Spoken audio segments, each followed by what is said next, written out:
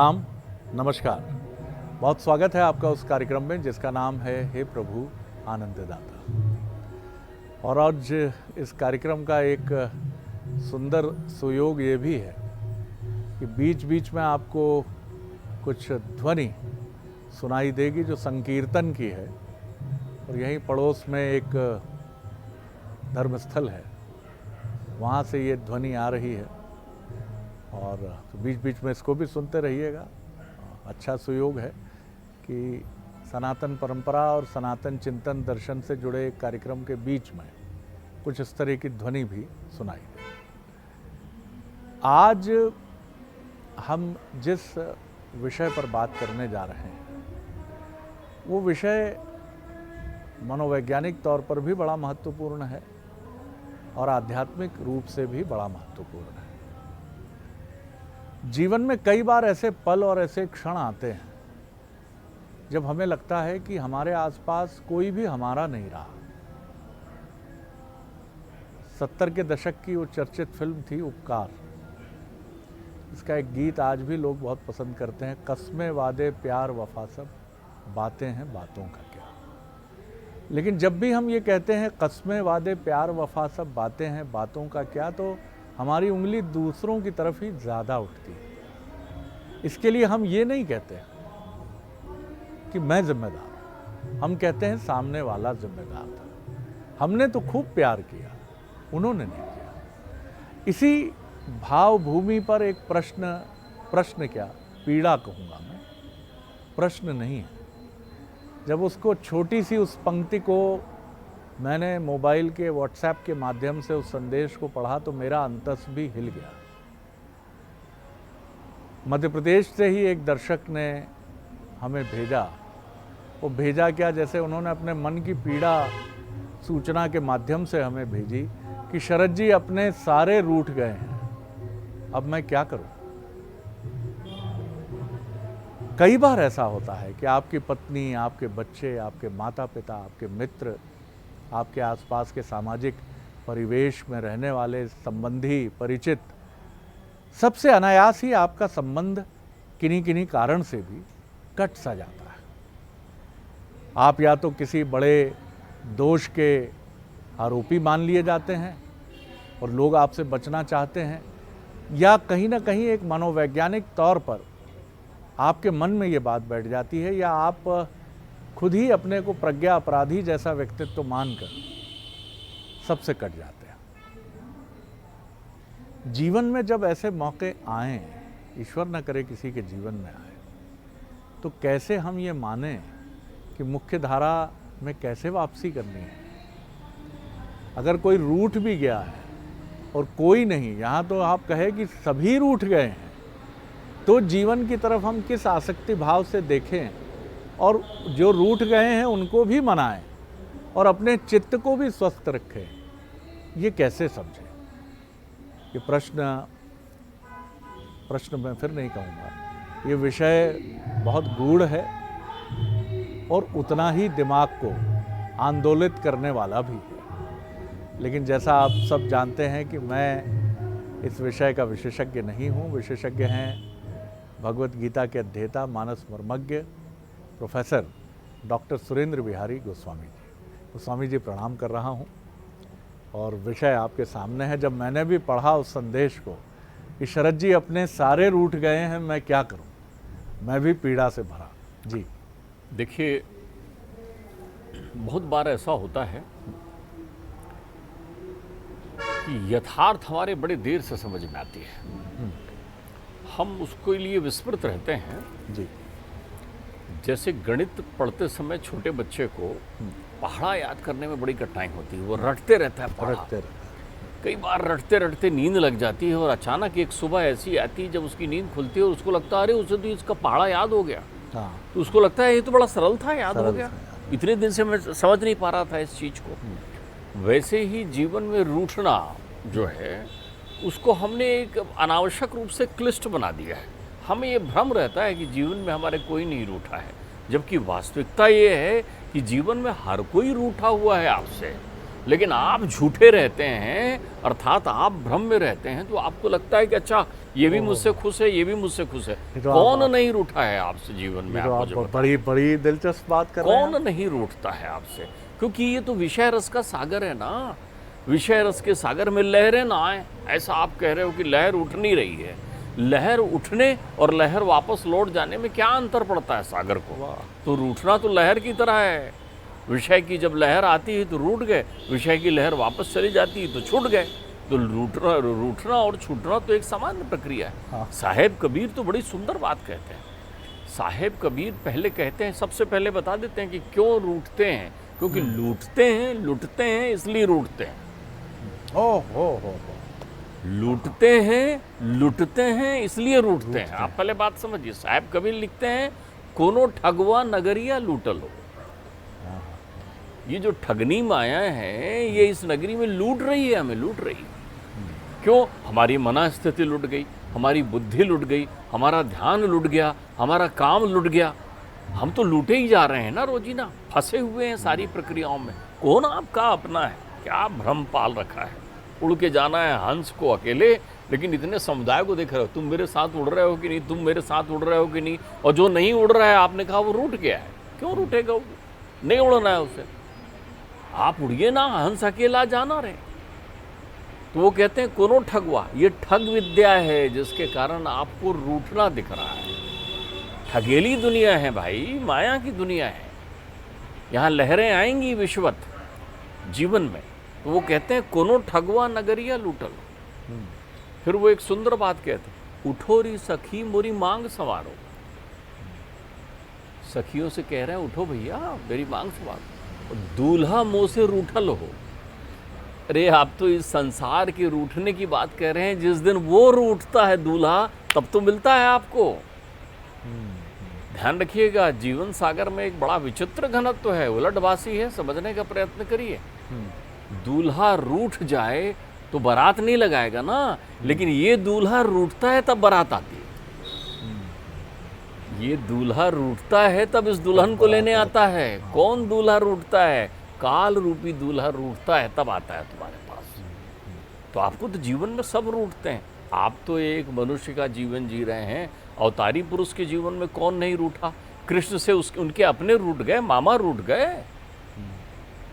कृष्ण से मामा रूठ गए, फुफेरा भाई रूठ गया, रिश्तेदार नातेदार संगी साथी रूठ गए, कौरव रूठ गए। सारे लोग रूठते हैं। रूठने का अर्थ होता है आपसे सहमत ना होना। रूठने का अर्थ होता है आपसे सहमत ना होना। अगर आप भाग्यशाली हैं तो सकारात्मकता से रूठने वाले लोग आपके शुभ चिंतक हो जाएंगे। अगर आप भाग्यशाली हैं, पिताजी रूठ जाएं। रूठना शब्द का उपयोग तो मूलतः छोटों के लिए किया जाता है। नाराज होने और रूठने में अंतर है।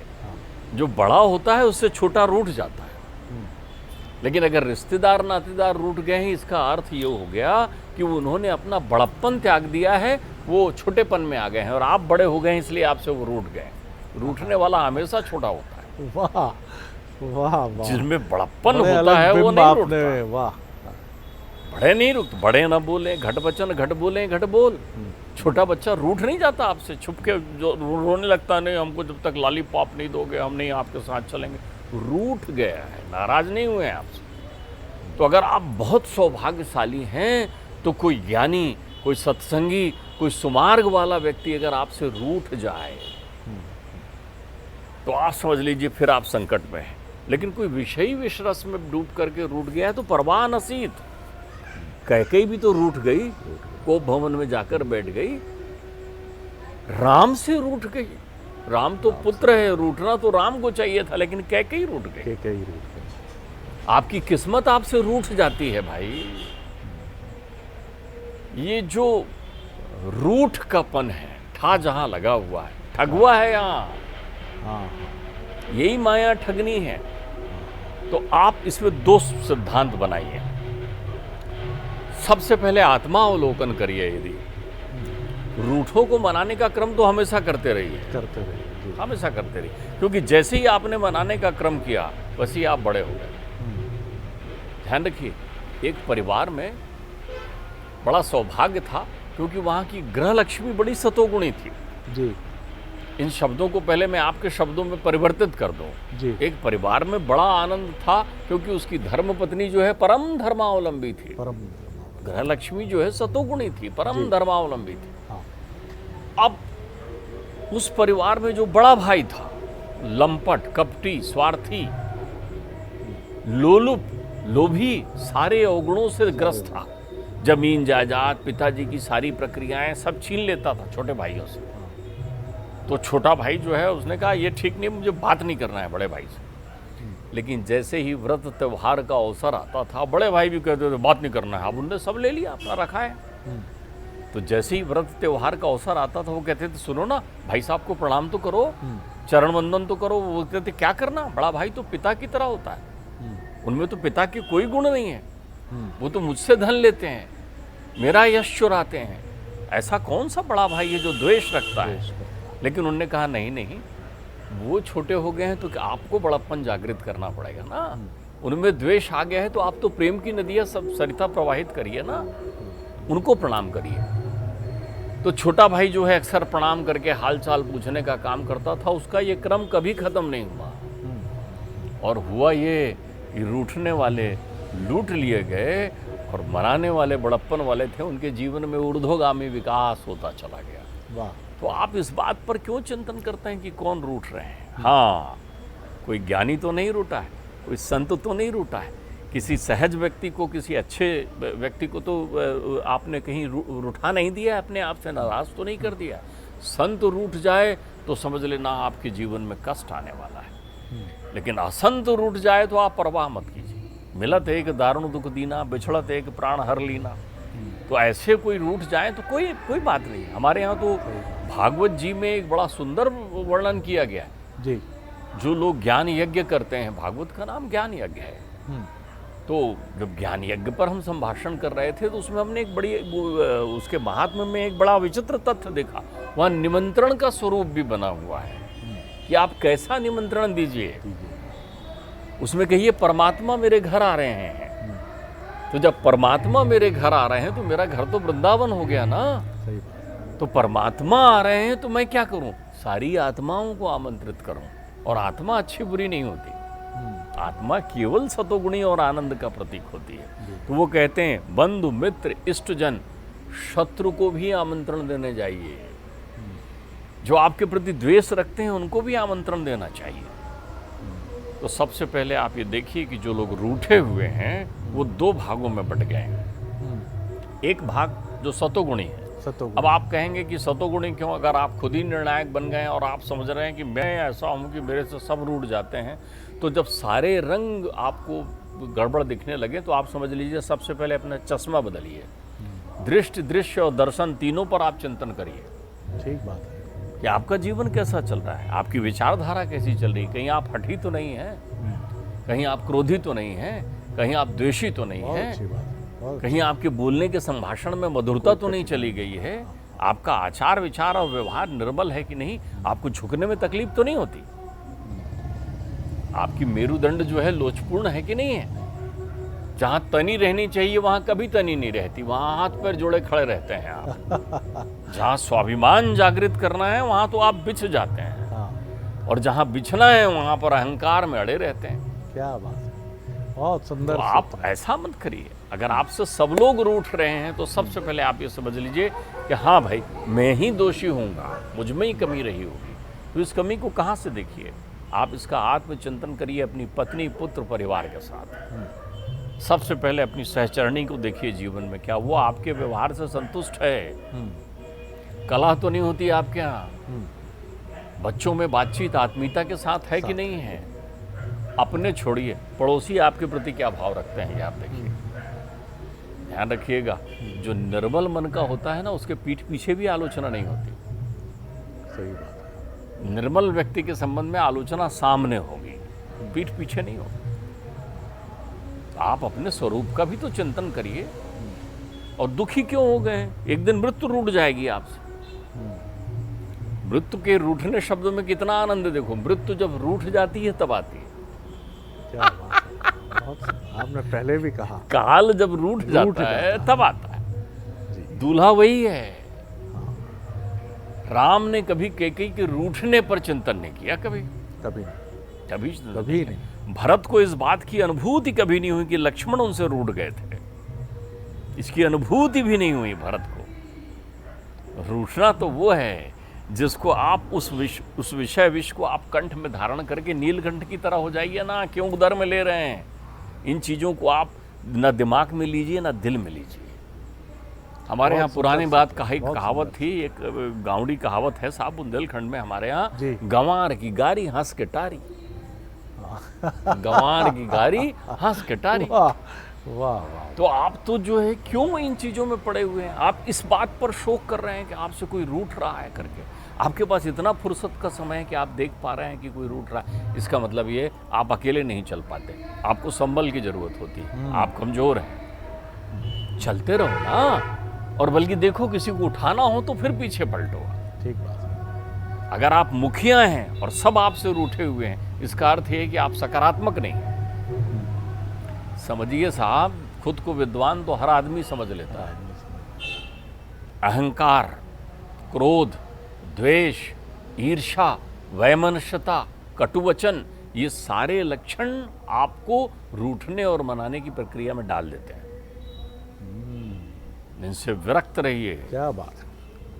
आप इसका आत्मचिंतन करिए कि कहीं अहंकार तो नहीं आ गया है। आप यूँ टेढ़े हाथ करके चल रहे हैं, 2 डायलॉग बोल दिया, 2 अपशब्द बोल दिए, 2 चीज़ें बोल दिया, ऐसा नहीं करिए।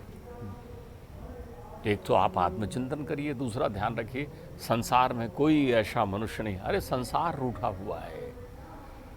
आप भोग के लिए आए हैं यहाँ श्रीमान जी, भोग के लिए। तो जब तक भोग निश्चित है, एक पल भी कम ज़्यादा नहीं होगा, यहीं रहेंगे। रूठेले रूठेले लोग यहीं रहेंगे। आपकी बात से एक बहुत सुंदर सिरा मुझे ये समझ में आया कि किन चीज़ों से रूठना चाहिए, ये बहुत स्पष्ट होना चाहिए मनुष्य के जीवन में। देखिए, सबसे पहली बात मैं आपको बड़ा सहज भाव से कह दूं, जी, रूठने वाला व्यक्ति छोटा होता है। सही कहा। तो आप तय कर लिए कि आपको छोटा होना है क्या। किन चीज़ों से नहीं। आप ये देखिए कि आप रूठते तो नहीं हैं, आप मत रूठिए। रूठने का सुख उन्हें लीजिए जो छुटपन में है।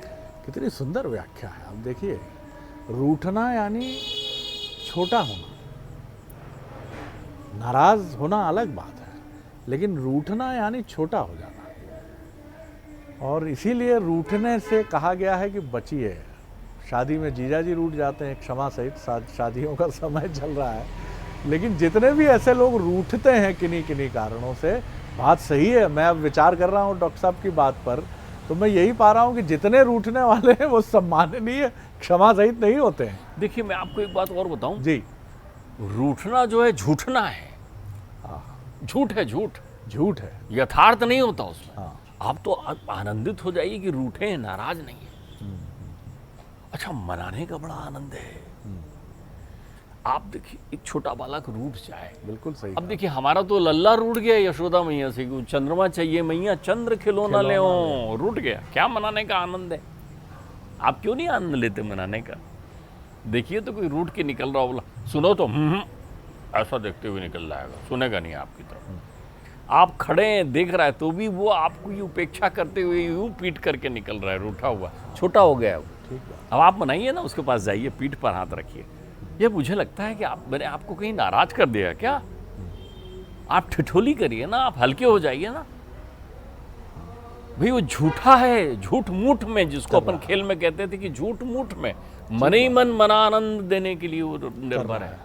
अध्यात्म तो रूठने में आनंद की अनुभूति करता है।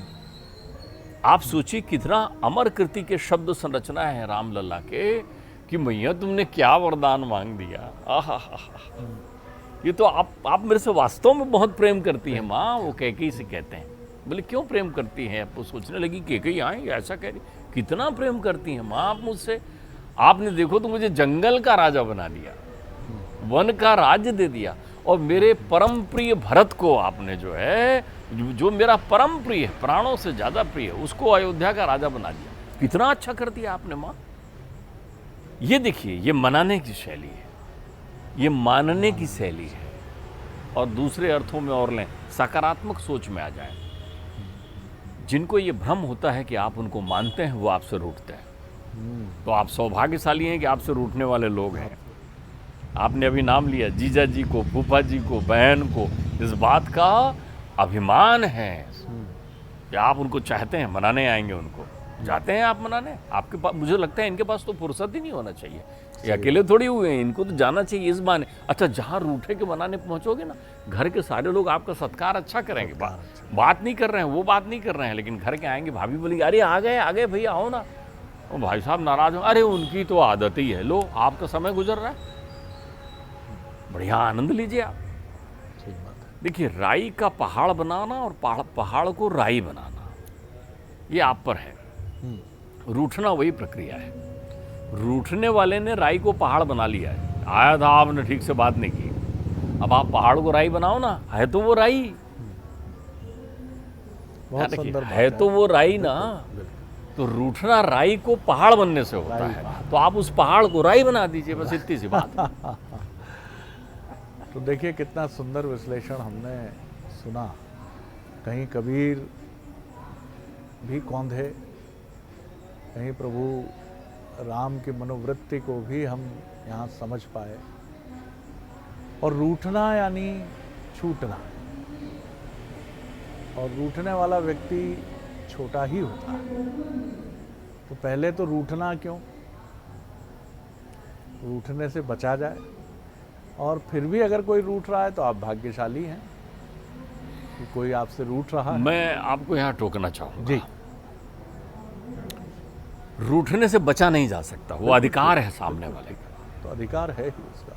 मैंने आपसे पहले कहा, बड़े न बोले घट बचन, घट बोले घट बोल। छोटे होने का प्रेम भरा अधिकार आप उससे छीन नहीं सकते।